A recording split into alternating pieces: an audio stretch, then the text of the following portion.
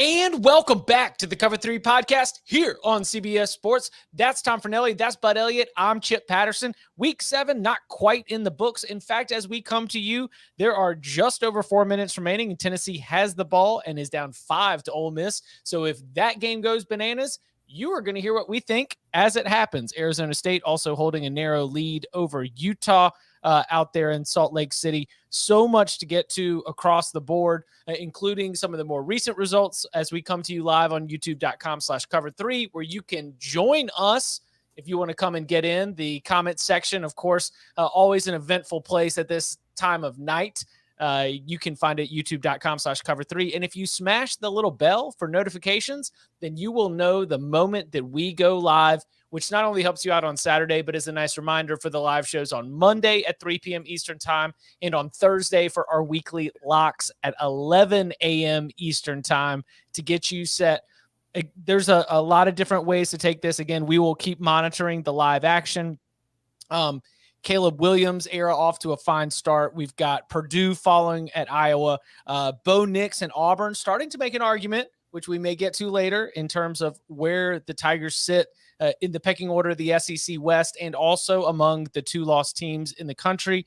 But Tom, you can't allow yourself to love Oklahoma State this year, can you? No, it's Iowa. Like, it would be disingenuous of me to sit here and say Oklahoma State is a good team when it does the same stuff that Iowa does. And I've spent all season talking about why Iowa is not as good as its record or ranking suggests. And like we saw Iowa lose by 17 at home to Purdue today. Oklahoma State beat Texas, credit to it. But 2 offensive touchdowns, a bunch of field goals that had to settle for in the red zone, and a defensive touchdown. It's not like that was an offensive explosion. If Iowa wins that game that way, this is what we're saying about Iowa. It's what I'm saying about Oklahoma State right now. And as we discussed before the show started, I don't care about that win. If I'm power ranking the Big 12 right now, I'm putting Baylor ahead of the Cowboys. Ooh, all right. So I think that Iowa and Oklahoma State actually are similar teams. And the difference is that Iowa, for some reason, got put up and ranked as a playoff contender, whereas Oklahoma State, won't be a top 5 type team come Monday. But they do play really good defense. I have to give them credit for that. They have a very strong secondary. They have difference makers on that defensive line. And I think I actually have more hope for their offense than I do for the offense of Iowa. Because if you follow Cody Nagel, the guy shouted out from 24/7 Sports a couple weeks ago, Oklahoma State's offense has just been absolutely wrecked by injuries. Now they've also been wrecked by Spencer Sanders passing, which is something that is probably not going to heal up. But I do think it's important to note they're getting some playmakers back and healthy. I think that I'm willing to give them a little bit of leeway. Like, can they actually get some continuity going here through the air? Warren's a hell of a back for them. I mean, I don't think they're a real threat to win the Big 12, but they have kind of an inside track to get there, so they have to obviously be considered one, right? No, I don't trust them. I don't trust Oklahoma State. No, they're gonna totally have a game like Iowa had today, where the defense isn't putting them in great positions or getting pick sixes, and they're gonna have to drive the field consistently against somebody, and they just haven't been able to do it. I will say though, I think this was about and finish. They can drive down the field. They can't finish drives. They had 5 yards of play today? Yeah, no, not even. I think it was like 4.7, wasn't it? Well, okay, but 3 kneel downs at the end. Okay. So 4.9. So, I mean, okay, let's just call it round 5. When Iowa does this, they're like, hey, we won a game with 2.8 yards of play and 7 turnovers. Like, yes, Oklahoma State is not a good offense yet, but it's I do think it's a little bit different. Like, they have a little more explosive play potential. I think the quarterback mobility of Sanders helps them out a little bit. Like, when Petrus can't pass, they're just totally dead in the water, and Oklahoma State somehow finds a way. I don't know. Like, I don't hate this team. It's not a great team. It's not a top 10 team for me. It's not bad though. Yeah, I don't hate them. I agree with you. I think that this is an offense that has far more potential than Iowa's offense, but it just doesn't do it nearly consistently enough. Like, I do think that they have probably some better skill guys, I think, than Iowa has. And I do think that I would rather have Spencer Sanders than Spencer Petras, but it's still not a situation where if I'm down a touchdown, 3 minutes or so left in the game, and I've got the ball at my own 25, I'm not super confident in that offense's ability to go down the field and get that touchdown. Agreed. So how much of this do you put on Texas? I mean, I'm not going to say Oklahoma State didn't deserve to win the game. They deserved to win the game. I'm not going to take that away from them. But, I mean, this is now, 2 weeks in a row where Texas has just completely disappeared in the second half of a football game. So I don't know what the hell's going on with that team at halftime, or if, like, the all gas, no brakes philosophy is only half a tank of gas to start the game. But it's just I don't know what's going on. In the second half, teams are adjusting to them, and they have no counters, apparently. It's crazy. So there's a disconnect right now between Bijan Robinson, like full game statistics say, oh man, he dominated that game. But then you go look at a drive-by-drive basis, and this Texas offense cannot put together any kind of sustained drives, even though you've got the best player on the field in Bijan Robinson. And so the way that that Robinson will explode early and then all of a sudden get bottled up, Oklahoma State, very, very good defense. Credit to Jim Knowles for sure. But I felt like I walked out of the early slate today with one of my big takeaways being that Oklahoma State will be moving up in the AP poll. They are undefeated. They have a 0 in the loss column heading into week 8. Congratulations. But man, this is a really disappointing form for Texas to show, like you mentioned, for the second week in a row, just kind of letting this thing slip away. Because that was a game where, based on everything that had sort of played out near the beginning, I thought that Texas had put together the good bounce back, and that did not happen at all in the second half. So all gas, no brakes. I'd like to pump the brakes on Casey Thompson, like being definitively better than Hudson Card. Like, are we sure he's that much better? Or are we sure? Because I saw TCU. I think the offense is bad, or at least, excuse me, the offense is great, but the offense can turtle up. The offense has a floor that is lower than I thought. I thought it was a higher floor with that offense based on the talent and Steve Sarkisian. That's not the case. I also think that's the best defense he's faced so far this year. Yes, totally. Because there's a team that we thought was really, really good defensively. That Arkansas? Yeah, that Arkansas defense has been kind of exposed in recent weeks. Okay. I also think the loss of Whittington probably hurt them. The one thing we saw tonight from Oklahoma, and I don't want to get to the Oklahoma TCU thing right this second, but Oklahoma has a bunch of its corners and safeties out right now, and their backups are terrible. I mean, they're true freshmen in many cases. And Worthy and Whittington dunked on those guys last week, and with Whittington out, they had to play like actual legitimate secondary today, and I think that showed. You could focus on taking away Worthy. Texas really didn't have other threats at receiver that scared you, and Oklahoma State shut them down in the second half. All right, well, let's since we're in the Big 12, let's take it there. I mean, the game is, I believe, final at this point, right? We started, 52-31. It was final before we started. Caleb Williams comes out with a record-setting performance for a Sooners quarterback in the first start. For it to be as a freshman, everything about Tom Fornelli's prophecy seems to be aligning all together. Spencer Rattler got a lot of camera time in that white ball cap. I said, you know what I told myself? I said, he's got tunnel vision. You know, he wants to block out the haters with the bend in that ball cap right there. What did you take away from the Sooners' performance here with the 52-31 win? They're just so much more explosive with Caleb Williams at quarterback than they were with Spencer Rattler this year. Period. Point blank. It's just it started as soon as he came in against Texas last week, and it continued this week. Now, granted, like we've just discussed, the Texas defense wasn't great today against Oklahoma State, and the TCU defense isn't anything I think that's very good this year either. So he hasn't had to face a top tier defense yet, and maybe when we see that later in the season, he won't be putting up numbers like this because he is still like very much a gunslinger out there at times, just making throws where you're like, okay, but they work out for him. 295 yards, 4 touchdowns. He rushed for 66 yards and a touchdown. And let's see, how many big plays did Oklahoma have in this game? 15 for 447 yards. Whew, that's a whole bunch. Yes. TCU defense, of course, should be taken into consideration. I definitely agree. That was a leaky bunch, and this thing almost got sideways just because TCU was like, you'll score every time, but we think we might be able to keep up. TCU also had 9 penalties for 101 yards, included a couple of pass interferences on defense. So Oklahoma's offense, 9.1 yards of play, like Tom said. I also saw 2-man, like 11-man run game, and I saw play action off that. Mhm. And I saw a guy that get the ball to Jaden Hazelwood, whereas Spencer Rattler seemingly couldn't. And I saw an Oklahoma offense that was making TCU's defense pay for trying to respect Marvin Mims too much. Granted, I mean, he's really good, so he deserves respect. But Caleb Williams was like, oh, got single coverage on this guy who was a former 5-star. Let me see. Oh, he's pretty good. All right, I'm going to go ahead and throw him the ball there. And the explosive plays certainly were really, really good. But the ball only hit the ground 5 times.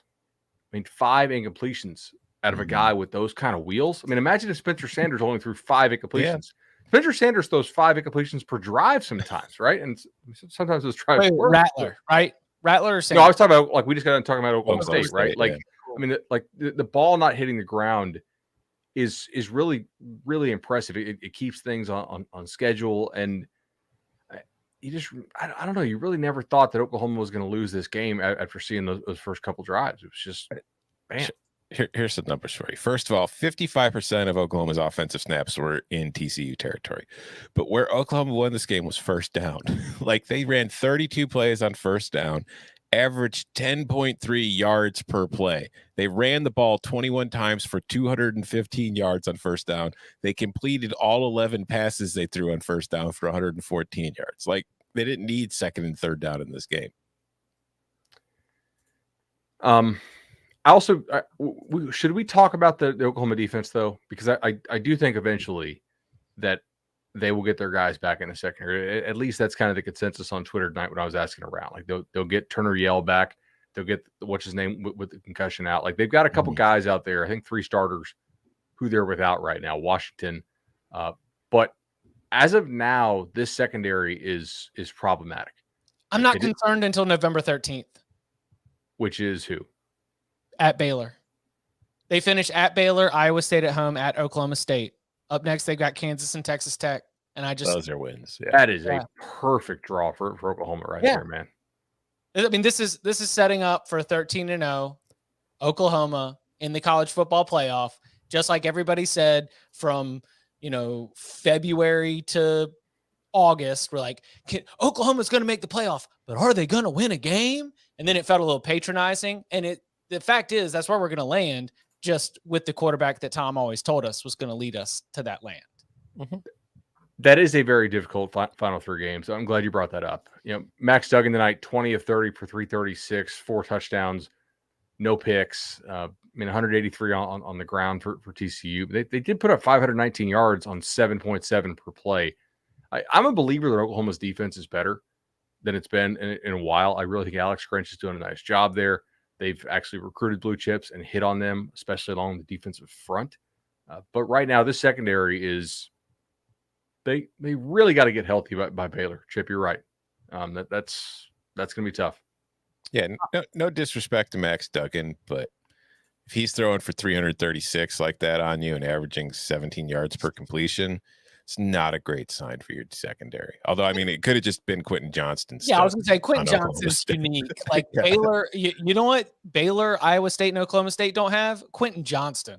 Like, they don't have anything close to that in terms of the wide receiver threat that Johnston provides. Also, TCU without Zach Evans, that was a failed prediction by me. On CBS Sports HQ, where I was like, oh yeah, they're gonna go get it. Oklahoma game means so much. Love being dumb. All right, let's talk about the number 2 team in the country, which did lose. Purdue has put this together in a way that I got to, I did the DK you pick 2 special on the locks. I did think I was going to be able to dominate here, but it was on Friday morning that I realized that David Bell has Iowa's number. I mean, it's just, we're talking about a secondary that I pointed out on a show a while back. They give out the Defensive Back of the Year award, and Iowa's won it more than anyone else. They won it 4 times. No one else has won it more than twice. But David Bell against Iowa coming into the game had 26 receptions. That's an average of 13 per, 318 yards and 4 touchdowns in the previous 2 games. He follows that up with one of the most impressive performances by a Purdue receiver in a single game ever. It is 11 receptions, 240 yards, and 1 touchdown. the best player on the field on both sides of the ball played for the Purdue Boilermakers. George Karlaftis was a beast as well. And I looked at this as like not just all of the bills coming due for Iowa, but also very much made me feel more confident in Riley Moss and Matt Hankins as my first team cornerbacks on my All-American ballot, because Riley Moss didn't play in this game. Matt Hankins leaves the game with an upper body injury. And hey, guess what? Now Purdue is going to be able to get whatever it wants, especially in terms of possession passing. So huge win for Purdue. Jeff Brom 4-1 against the Hawkeyes. David Bell adds another awesome performance to his run. But now where does Iowa go from here? Are y'all like, do you write them off? Like, do you forget about them? Or do you think that there's a road back to competition? Or are they just going to be a fun early season story for us? Well, I'll get to Iowa in a second. I don't know if you're paying attention to what's going on in Knoxville right now, but this is amazing. I will say this game has gone 58 minutes, so it will be final for betting purposes. Thank God. But fans are throwing stuff and things are going poorly. Anyway, as for Iowa, it's like we're going on like a golf ball at Lane Kiffin, and other stuff. But I know there was a golf ball thrown at Lane Kiffin.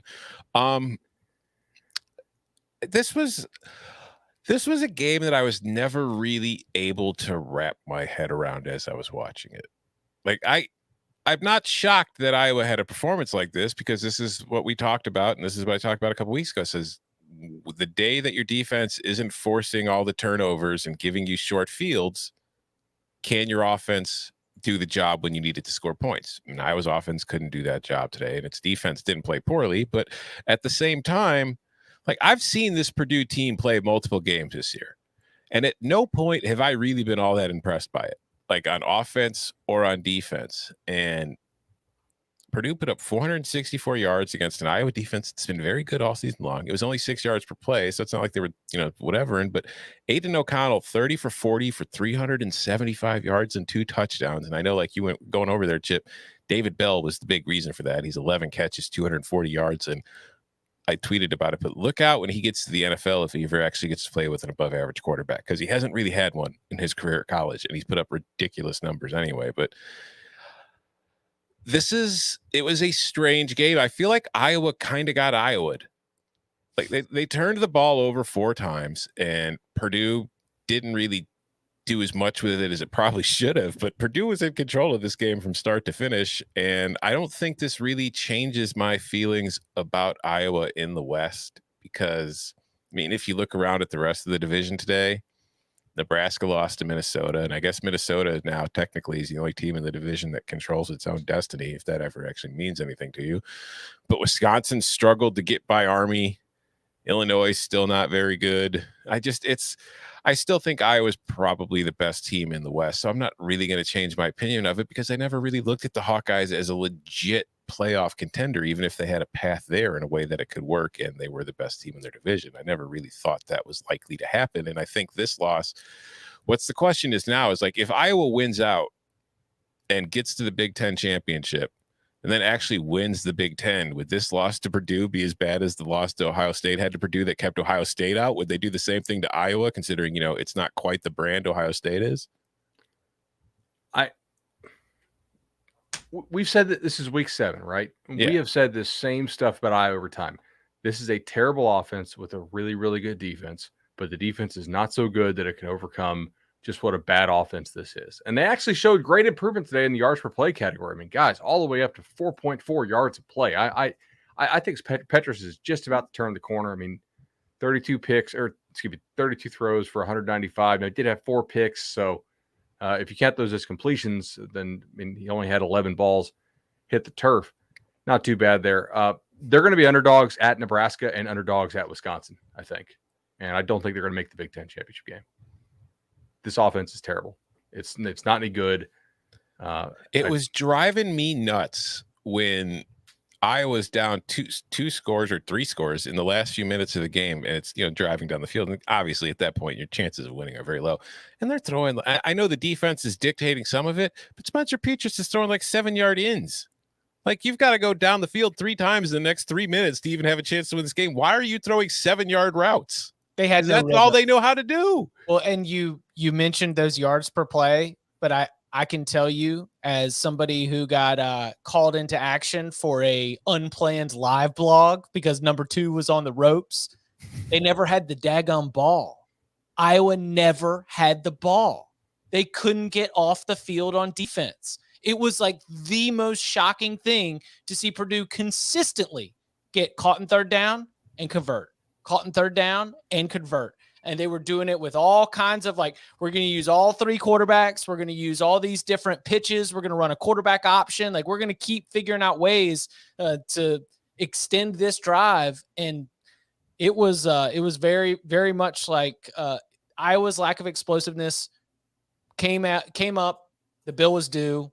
They took a loss, So I thought it was a great win for Purdue. Again, the 4-1 against Iowa is a very unique wrinkle to Jeff Brom. Purdue being this team that is among the top 5 in the country and wins against top 2 teams. Again, I can't explain it. Maybe it's the magic of the big drum, but still a significant result as number 2 goes down. Was the drum there? Was that the difference? Drum had to have been there, right? I mean, they said that the Notre Dame game was the first time that they'd played football without the drum since they broke that thing out. So I got to imagine that they have already made accommodations for the drum at Kinnick Stadium, right? I don't know. I would imagine so. Will they again? Who knows? One thing that I feel like we've done a good job on this show is because we sit here and watch games all day on Saturday is we actually talk about the quality of play and we don't just fall in love with the final score. And so that's why I'm not like overreacting to this Iowa loss, right? Like Chip, you've said it. Tom, you've said it. Danny said it. This is not a great team, right? It continues to win, but we're not buying because the offense is and was that bad basically every single week except for the Maryland game. So this really shouldn't be surprising to anybody that has been watching us.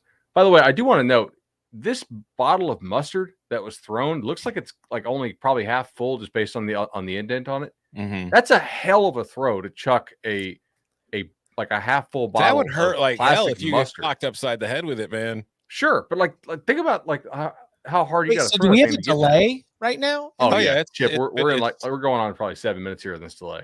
Yeah, buddy. I don't know. Honestly, if I'm Ole Miss at this Lane point. Kiffin has a golf ball. Like, did he get hit by it or just go near him? I don't know I think if he got hit by it, his reaction to it would probably have been a lot different. One of those yellow ones. Yeah, but I don't know. Like, if I'm Ole Miss, I'm at this point, I'm just like, I'm going off the field. Why am I going to stand out here and let this happen? So are you throwing a top flight or are you throwing a noodle? Well, okay. So are you one of those guys that plays the Optic Yellow Pro V though? I mean, No. That's what I'm thinking. So if you're one of those guys that plays those Optic Yellows, unless you live in like one of those weird weather condition spots, it's probably something cheaper. Oh, so the golf ball that he got hit with was a Bubba Watson it was that ball? yellow. Yes. Okay. Yeah. Yeah. It was one of the Bubba Watson balls that they said that when you finish on the 18th green, you actually have to go back to the cashier inside to be able to get your ball back. All right. What about keep me up to date on if anything else comes hurling down from the stands in Knoxville. What a night for the Vol Navy. They came with arms into Neyland Stadium. Bo Nix was spreading the ball around. Bo Nix was dealing against this Arkansas defense. We hinted at it earlier that one of the observations from the group might be that this Arkansas defense that we held in such high esteem early in the season, the shine's been coming off little bit by little bit as the Razorbacks have now lost a third game in a row. But I wanted to pitch to y'all because we'll get it settled on the field, but Texas A&M has a better win. I understand. But is Auburn the best 2-loss team in the country?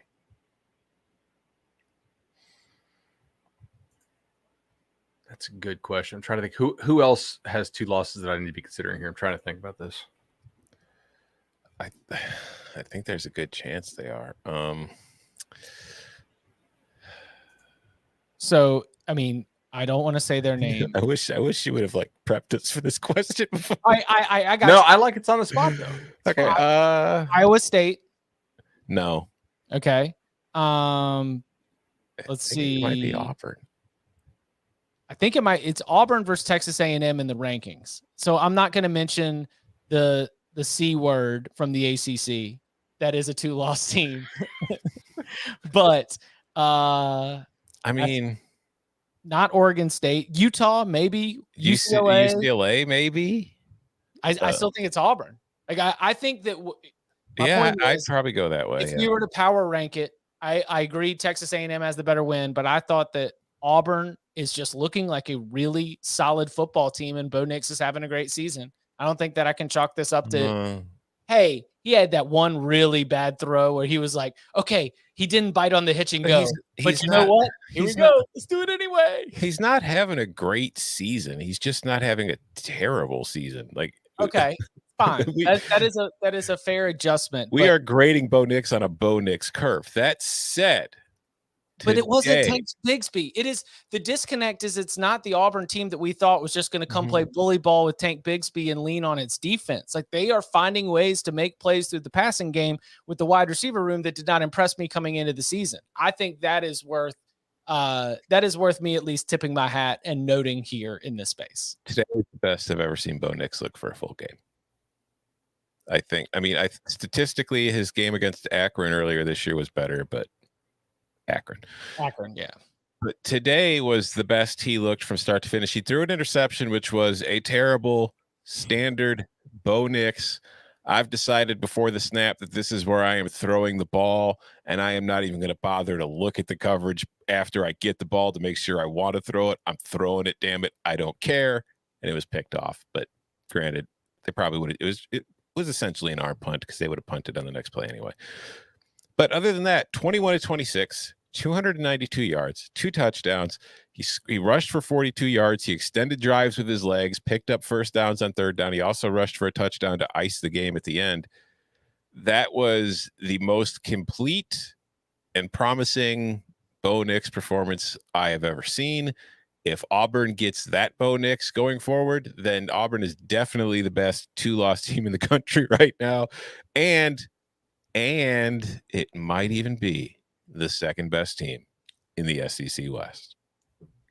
I think it very well could be the second best team in the SEC West. I have a hard time. It's just kind of a weird scheduling thing that we don't have any other real 2-loss teams that I feel like we need to consider here. I mean, I think you can throw out Clemson there, but honestly, if they like lined up and play tomorrow, I might take Auburn. Yeah.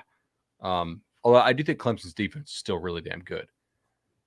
Auburn's defense looks really good on the back end. I think their defensive front is kind of limited, but I figured they could run with Arkansas. I think they're a better team than Arkansas is. I think Arkansas's defense is a total fraud.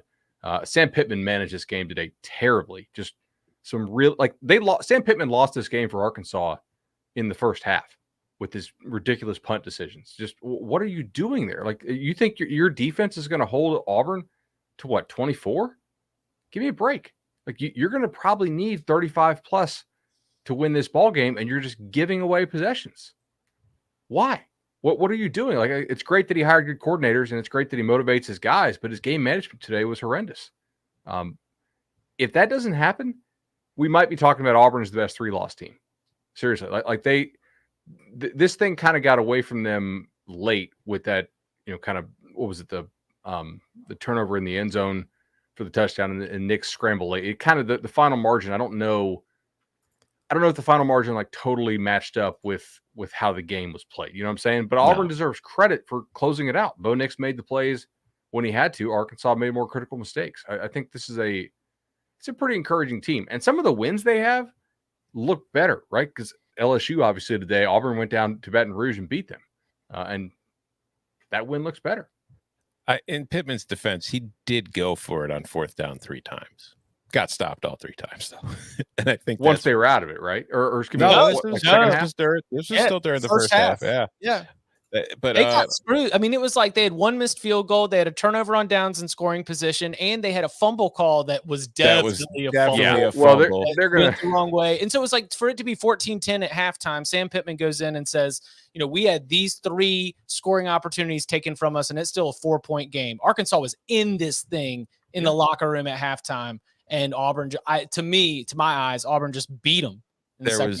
There was also an Auburn touchdown drive that was extended by a pass interference call on a ball that landed at least 7 yards out of bounds. Yeah, I did not think the Razorbacks caught a lot of breaks today, but I thought that Auburn being able to take advantage of it and drive home the win was impressive, especially on the road, especially on homecoming.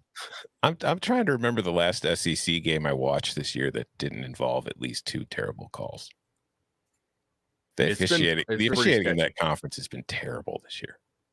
Yep. And I know like people say that like every fan thinks that their conference's refs are the worst. And the truth is that every single conference has refs making mistakes in every game because everybody's going to make mistakes. But it is just a common theme in the SEC. And then also like the worst part is like Chip, you mentioned that fumble. It went to review and you're watching like 7 replays on TV of the ball clearly coming loose before he's down. And then the replay comes back and they say call on the field confirmed. I have no idea what's going on in the SEC right now. So Tennessee has returned the punt to midfield. 19 seconds left. Hooker just ran for a first down. Wow. And now he's limping. Now he just went down. Wait, he just went down. They're out of timeouts. What's the rule here? So it's first down. There's got to be a clock temporarily. Are they going to have a runoff with this? They got to, and they're bringing in Joe Milton for who the can throw the ball away to the end zone. He might throw it like out of the stadium. He's got a huge arm. Get the fan with the mustard bottle in there to throw this Hail Mary. Yes. Yeah, whoever got that mustard bottle all the way down from 218 onto the field, let's have you chuck this pigskin into the end zone. Is it a 10-second runoff? There's got to be some sort. They haven't announced it yet because Hooker's still down. This is, man, this was a pretty wild. So speaking of SEC officiating, let's spin this. The reason why Tennessee fans were chucking the ball or chucking all the stuff onto the field, 4th and 26, the refs give I would say it was not a great spot, right? I'm not sure it was 100% wrong. I think that he probably got the first down, but I'm not totally convinced here. I'm sure the comment section will let me know if there's a more definitive angle that I missed. But they spotted him like a yard short. Tennessee fans chucks to all over the place. This is tough, man. Where do they have the ball at? They got the ball at like the 38, I think. Okay, so this is not the Ole Miss 33. I'm sorry. This is not a Hail Mary attempt. Let's get that out of the way. There's right 18 now, seconds left. Yeah. This is just going to be a regular ass pass. Oh, no, Tom. If this thing does end up converting, it will regular ass pass. If they throw a Hail Mary on 1st and 10 from the 33 with 18 seconds left, there's seriously some problems. Although I'm not going to put this past Joe Milton to do it, but it might be a 5-yard hitch that he throws 35 yards. Hey, Tom is making the argument that 38-yard passes are not Hail Marys. If 33 into the end zone. Here's my basic philosophy. If I can throw a ball that far, it's not a Hail Mary. Mary. So what's the yardage where it cuts off? Do you need to be on the other side of the field? I think you should be on I think you should be in your own territory for a Hail Mary. Is it a Hail Mary if you're just not? Can you target one specific guy on a Hail Mary? No, or more just like chucking it up. I think it's chucking it up. I think so too. Yeah. I think it is like, that you've got 2 wide receivers in that space that might also have 3 defenders, but I'm just hoping to get it to the end zone kind of question. Agree. We can all agree that 18 seconds left from the 33-yard line of the opponent is not a Hail Mary. No. But tell that to the headline writers of America, because if they do it, it'll say Tennessee wins on last second Hail Mary. 33-yard Hail Mary. What happens if you kick a last-second field goal? Do you want to go there? What do you mean? What do you mean? Stoops. Oh, the Mark. Yeah. Let's Georgia, Kentucky. While we while we while we wait for things to be. He was definitely playing to cover that thing though. That was awesome. Did you catch that? Shout out! At least Georgia fans weren't throwing crap on the field over it. They just stuck to booze on kicking the field goal. I mean, that. Well, sorry, not kicking the field goal, but like they scored the late touchdown. They're like calling timeouts and spiking the ball inside the 5, down 20 with like 6 seconds left just to get a score. Are y'all concerned at all at any point in that game that Georgia was actually going to lose? Because I was on the halftime show at 14-7, and I said I understand that the score is only 1 touchdown, but Georgia's not losing this game. They're going to end up winning this thing by double digits. There actually was maybe 10 seconds. I would say that I was concerned. And that was when Bennett's arm got hit. And I was like, okay, if Daniels really isn't as healthy as the broadcast wants us to think, and Bennett, then they have to go to their third string kid. And that's not like, then maybe that like Tennessee could win some kind of weird variance thing, but I would say no. No, I never thought. I mean, when you look at Kentucky's touchdown drive in the first half, and how absolutely perfectly executed it was, you realized that's what Kentucky has to do to march down the field in this defense, score a touchdown. They have to be absolutely perfect. I don't think they're going to be perfect often enough to win this game. Liam Cohen, who Bud has mentioned here on this podcast, pulled it all out. He was like, this is my masterpiece. I've had it for this one moment, and there's just no way that's sustainable, especially after halftime. What happened? Oh, Joe Milton just overthrew an open barely receiver. Missed the guy in the end zone. Throw is high. You're never going to believe it. All right, we're going to get a 20-yard Hail Mary attempt here. Is this the final play of the game? My score tracker is stuck at 27 seconds. Absent some sort of penalty, this will be the final play of the game. Yeah. Joe Milton, forever on brand. From the 21-yard line. Don't you take a timeout here if you're Ole Miss, just like thinking about what happened to LSU today? They just did. Okay, good. Speaking of, what'd you think about what happened in Baton Rouge? I'm happy. I don't know how y'all feel about it. Well, you hate Florida. No, I'm happy because I'm working tomorrow. And I started the day saying, is Coach O going to get fired tomorrow? I just want to plan accordingly. And by the way, that's not just selfish for me, but also for our planning, because certainly Coach O would be the kind of coaching news that would result in us having an emergency podcast. So, this another week for Ed Ogeron out there is that's a good thing for Chip Sunday. I mean, no, you go ahead. Look, I actually do think Dan Mullen is a pretty good coach. And I think he usually gets the most out of his team. But if you're going to go with the whole, like, we don't care about the star rankings. We have our own star rankings. We develop our guys. We're the best, coaching coaches. Where's Joe Milton going with this? I haven't. He's going to try to run the ball, and the game's over. Joe Milton scrambles for 12 yards, but he needed to throw the ball for 21. So the game is over.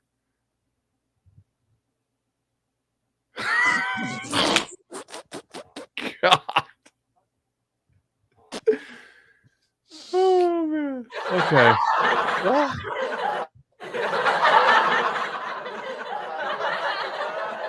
What are you doing? They started him for a couple games this year over Hooker. Wow. He's a kid. I'm just gonna. Okay.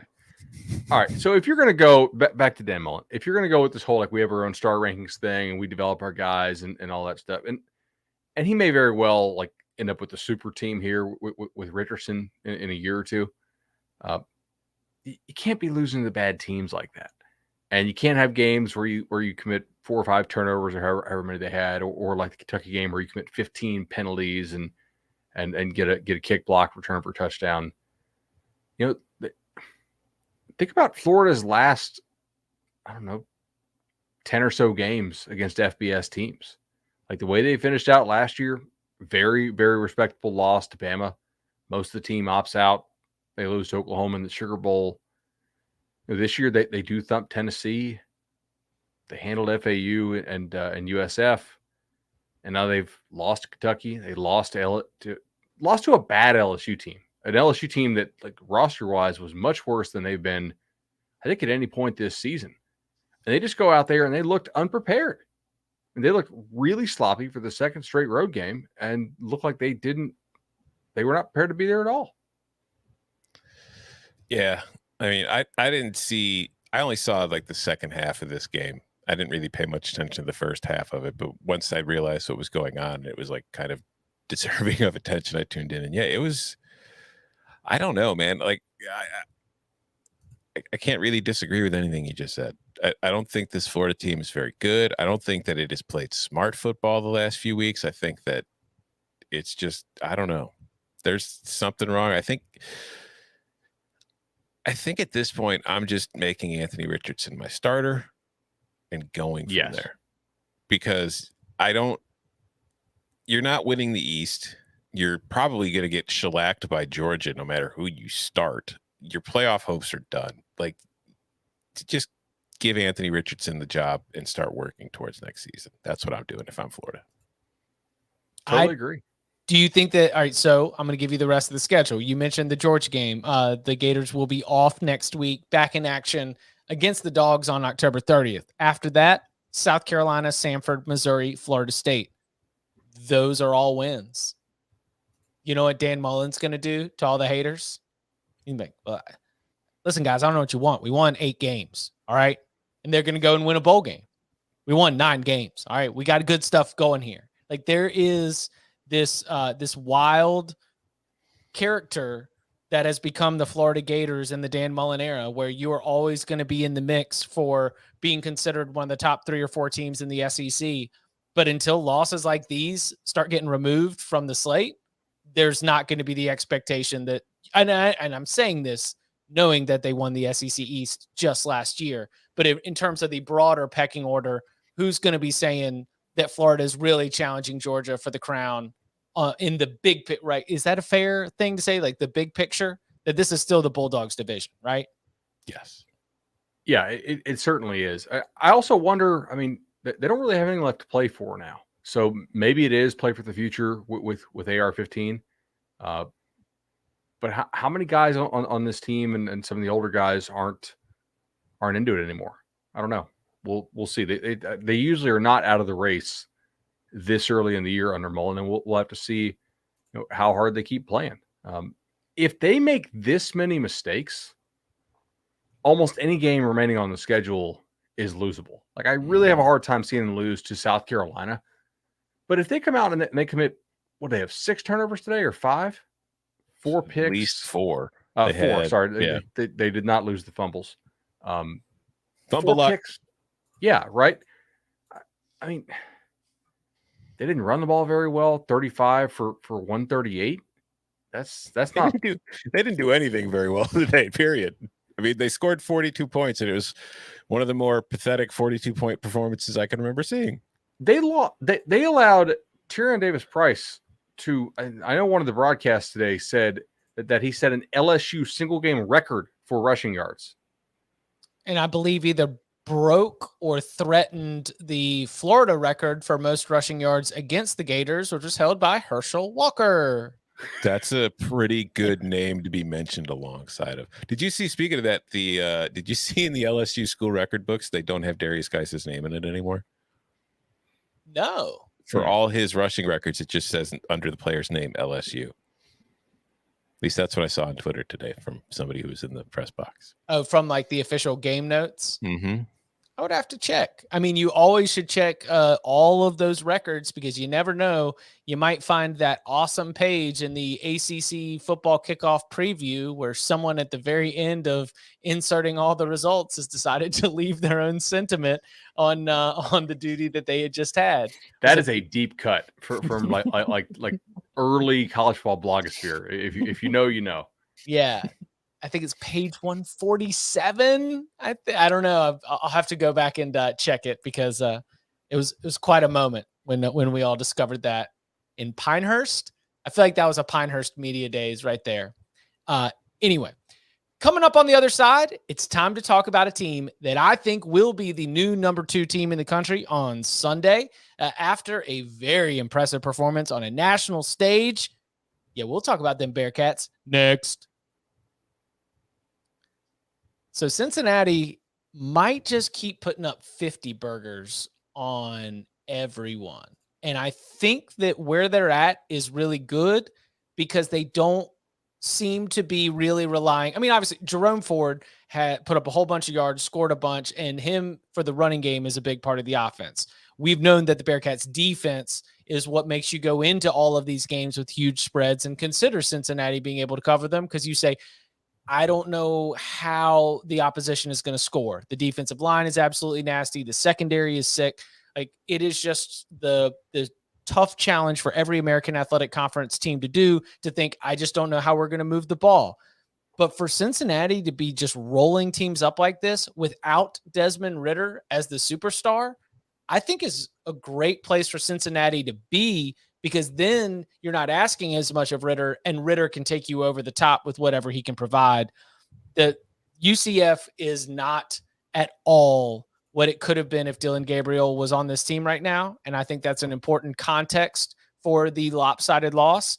But at the same time, I found myself very impressed with how thorough and efficient Cincinnati has been ever since rolling off the Indiana and Notre Dame wins and just taking care of business.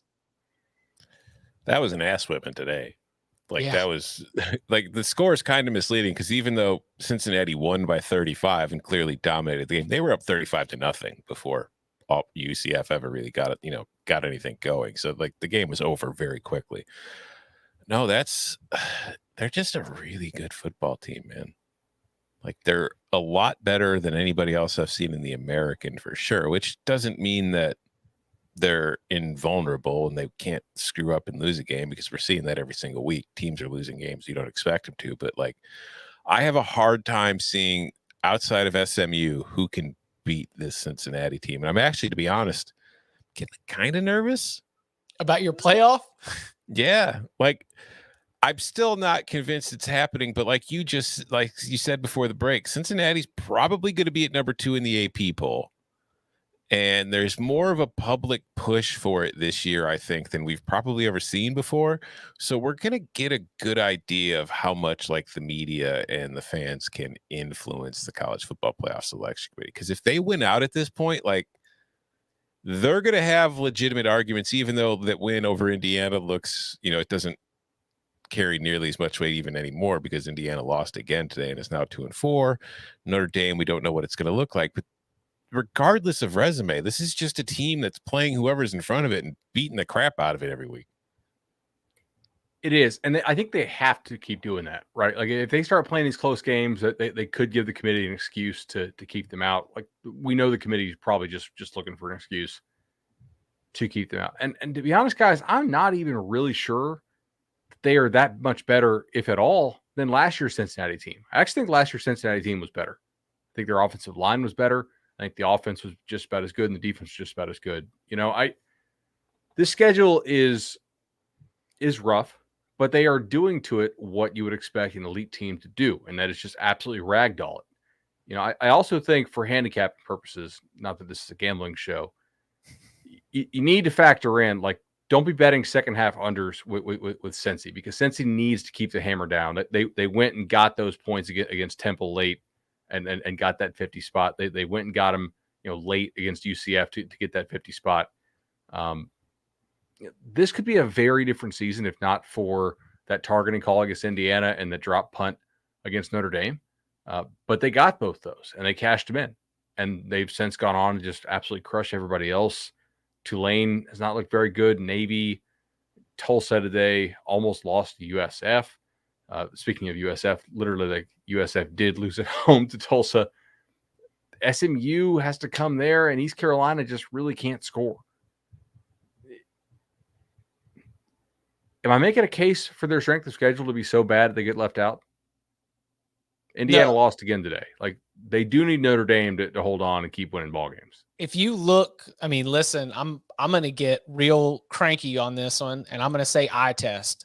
That eye test tells me that I want to see Cincinnati against a good team in a playoff semifinal. If they lose, I totally understand.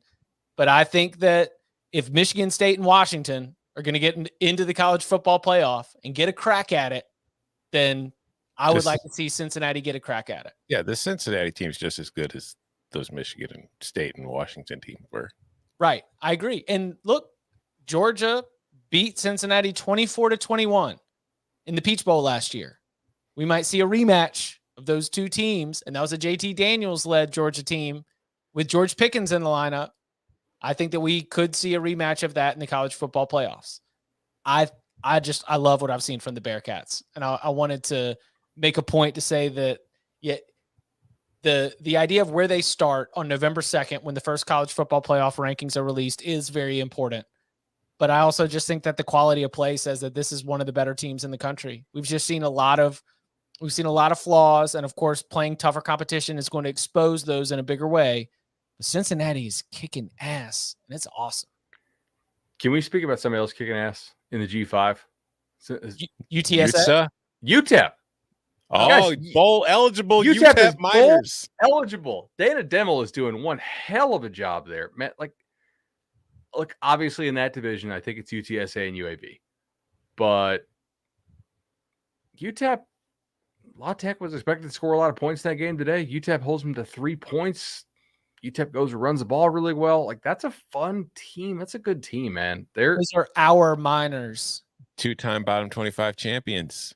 UTEP minors. Yeah, plus 6'5", never a doubt. Yeah, exactly. Ever walk it all the way to the window. UTSA also 45-0 on Rice. Utah will be in the top 25 without a doubt when it shows up. I mean, are UTEP and UTSA the powerhouse programs in the University of Texas school system? People are wondering. Because that does not include Baylor, right? Because Baylor's private. It does include the one in Austin. TBD. Roadrunners by 12 against the Longhorns on a neutral field right now. Okay, scrolling through my notes right now. Tell me what y'all want to get at. Alabama get right game do anything for you? Texas A&M, aka the story of Missouri's defense. NC State with a really, really impressive win on the road at Boston College.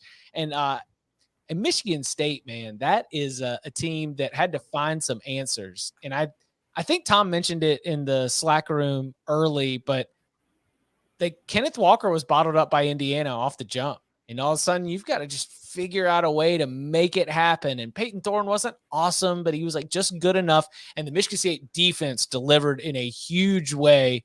Jack Tuttle starting in place of Michael Penix, having a couple turnovers to his name. But in general, I thought the Spartans really powered a tough win. Michigan State now off next week, still undefeated, back in action on October 30th against Michigan. Michigan will be playing Northwestern next week, which see how it goes, but it's in the big house. I feel comfortable saying that that's going to be a Michigan win, setting up a colossal battle in that rivalry. What from sort of the rest of the board, we could also take it to another 1-score loss for Scott Frost, the wild UNC Miami game, why the Pitt Panthers, as I'm rocking my home field apparel, should absolutely be considered one of the 25 best teams in the country. What's got y'all feeling hot and bothered as we sit here in the late stages of the show? Shout out to Air Force for just finishing off my money line sprinkle. Let's go. You brought up Michigan State. It's like, they did enough to get the job done, but they were bad today. They pulled at Iowa. Yes, they averaged 3.9 yards per play. They had 241 yards of offense. They had 12 penalties for 134 yards. By no right did they have to win this football game, but they did, and they're not going to give it back. So yeah, they're still undefeated. I think two teams that you mentioned there, Chip, kind of. I think NC State's win was emphatic, yes, and big for them. And I also I think that Pitt win is big because we've joked about it during the week. This is the game that Pitt usually screws up. And they went on the road and they just controlled that game from start to finish. And now you're kind of wondering what happened in that game against Western Michigan. But this is a Pitt team that, probably about time they ended up in the polls this week. Also, Western Michigan hung an NCAA tournament field size on Kent State today. Mm-hmm. So all short road faves, right? Boston College, Pitt, Michigan State. I bet all three of these. I got really good numbers in all three of these. And entering Saturday, I felt bad about all three of these. I was like, this is so square. I'm like, I know I have good numbers here, but I'm not going to win these. They all three won. Pitt is the one that I was by far the most impressed with. Like Pitt actually dominated that game from start to finish. Mm-hmm. I think Boston College is not as good of a team as NC State. Like I really do think NC State's a better team. I will note though that there was some like kind of luck involved with some of the real explosive scorers that NC State had. In one of them, two Boston College defenders literally run into each other trying to intercept the ball, and it turns into like a 70-yard touchdown. And then obviously they have the defensive score set up there. But they still, I think, were a better team. And people, I think, are figuring out Boston College with Grossell, the backup quarterback. Michigan State did not deserve to win this game. I will say Indiana showed a nice blueprint of what to do against Michigan State, and that's forced them to be consistent, right? Instead of being all like splash plays. Yes. Yeah. Right. I mean, so check it out. Obviously, if you only have 244 yards, newsflash, you're probably not going to have a whole lot of explosive plays because where are you going to put them? But they only had 2 passes of 20 plus. They did not have a run longer than 13.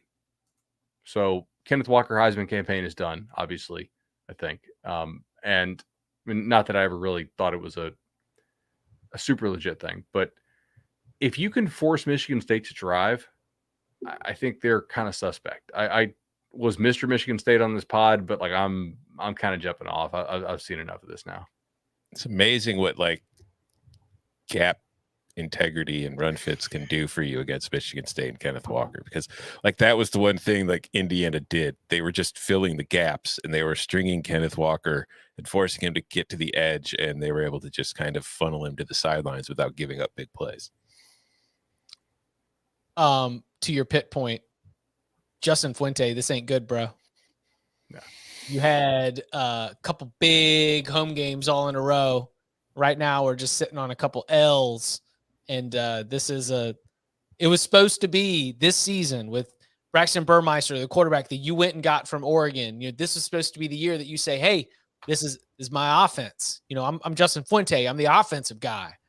That offense stinks right now. Yes. I mean, it is not representative of a football team that is anywhere close to conference championship contention. And that's where the Hokies felt like they were after that opening win against North Carolina. Bud, what else stood out to you from the board you want to make sure we get in here? Just an absolutely beautiful game if you were somebody who was peppering alternate unders at noon today. And Rutgers Northwestern, oh my God. Did you guys watch any of this? All of it. Of course I did. It's a Okay. Northwestern Rutgers game. I was on multiple platforms screaming about the Rutgers Northwestern under for days. This has been like a 5-day campaign. And of course, it was just a waltz. This was just, let's punt from the opponent 45. Let's run the ball every first down and create a whole lot of 2nd and 8s. Rutgers has a whole 222 yards of offense against what is, I don't think, a good Northwestern defense. Rutgers also commits 11 penalties for 91 yards. They had 3.4 yards per play today. Only 1 turnover. Otherwise, it could have been worse. And just, yeah, that was problematic. Chip, can we talk about North Carolina's run defense, or would you rather just not discuss it? Well, I mean, what were your expectations?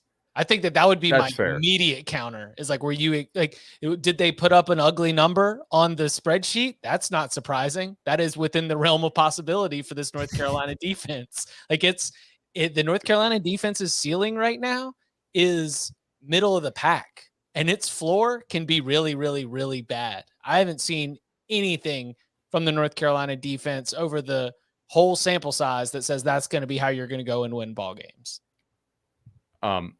Should we give some credit here? But I agree with you on UNC, by the way.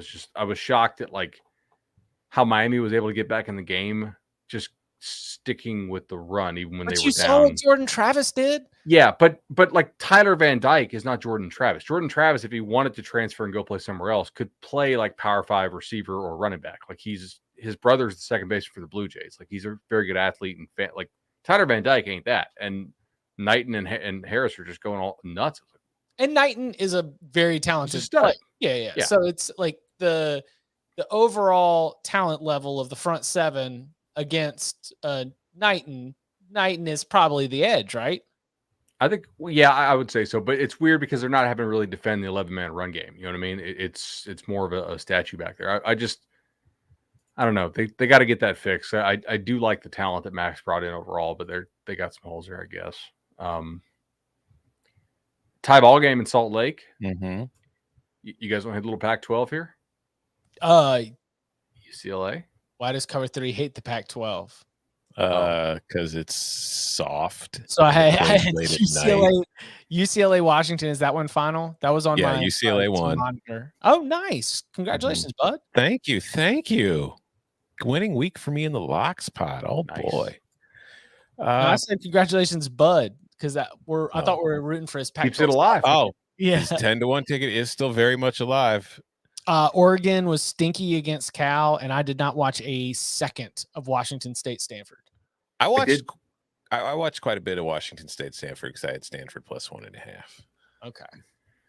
What did you think? Like is Rolovich had this team better, or was it like classic David Shaw? Let's squander opportunities inside the opponent's 40. What happened?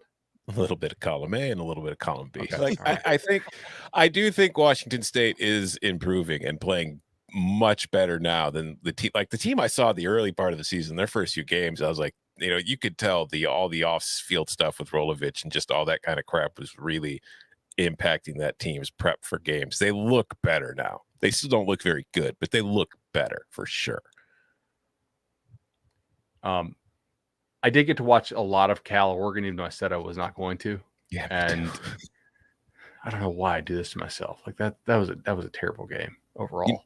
You know what I found myself? I was just watching Thibodeau. I was like crushing film, like draft tape, pretty much. That's the entire approach I took to that game. Was I'm just going to watch Thibodeau every single snap. I don't really care about anything else that's going on the field, and that got me through the end of the game. So one thing that struck me is I do like to listen to the announcers in games, not always for their analysis of what they're seeing, but I like when they sprinkle in stuff that maybe the coaching staff told them. And I don't know who the announcer was in this game. I think it was Kirk Morrison was the color analyst. Yes, that's right. He goes, "Do you think they go to Ty Thompson now?" And I just thought that's a weird suggestion unless fans were chanting it. Okay, well then that makes more sense. Yeah. Yeah, they were second half. They were doing the "We want Ty" or "We want Thompson" or "We want Ty" chants to get things going. Well, then that maybe that explains that. Okay, perfect. I will say I did appreciate Kirk Morrison not just saying that. But Kirk Morrison is don't agree with everything he's saying during a game, but in a day and age where a lot of color analysts are getting a little too close to coaching staffs and aren't really comfortable being too judgmental, Kirk Morrison tells you what he's thinking, and I appreciate that from him. Well, it depends on how receptive you are to the sell. Because hasn't Danny told us that when you're in those meetings, you're it's not even a conversation sometimes. You're just receiving the timeshare pitch, And some people are happy to receive it and just repeat it, is what I'm saying. And yeah. Kirk Morrison, not one of those guys. Kirk Morrison was watching a football game and telling you what he thought about what he saw. And I very much appreciate it when analysts do that. The Cornhuskers are off next week. And they will be back in action on October 30th against Purdue. They've got Purdue at home, Ohio State at home, at Wisconsin, and Iowa at home. Purdue, Ohio State, Wisconsin, Iowa. The Cornhuskers are 3-5. Can Nebraska win 3 of those final 4 games and make a bowl game for the first time under Scott Frost? No. So that will be 1, 2, 3, 4, 5 one-score losses in another season not bowling for Scott Frost. I mean, Martinez with that safety today, I was like, okay, certainly the fumble last week is got to be the most excruciating late game way that he can lose a game. And granted, it was not all on him. I think Nebraska, like losing its tackle against Michigan and having that carry over to this game was a huge deal. The replacement kid they had in there constantly let it pressure all game, including I think on that play, and that was problematic. But they just don't have enough on offense to win 3 of those 4 games. I don't think. Granted, neither does Iowa or Wisconsin. But didn't you mention the name Ohio State there? Yeah. Yeah, so they're not going to win that one. November 6th. Yeah, that's going to be Now tough. watch them go 1-3, and that's the one they win. I mean, if they are 4-8, but there's a home win against Ohio State, that brings Scott Frost back. No. I mean, I don't know what the situation is going to be with Scott Frost, no matter how it goes, but that's just every single week they find a way to blow it. Today felt like we crossed over the line. That was a tough spot. You're going on the road. Minnesota's been waiting for you. They've been ready for you, and you've been going through the ringer. You played, Michigan State, Oklahoma. You losing all these games. They had so many opportunities to win that game, and they kept passing it right back to Minnesota. Tanner Morgan working his way back into the first round. Tanner Morgan looking more like PJ Fleck. Tanner Morgan and PJ Fleck need to It's such a mind meld that they now look exactly alike.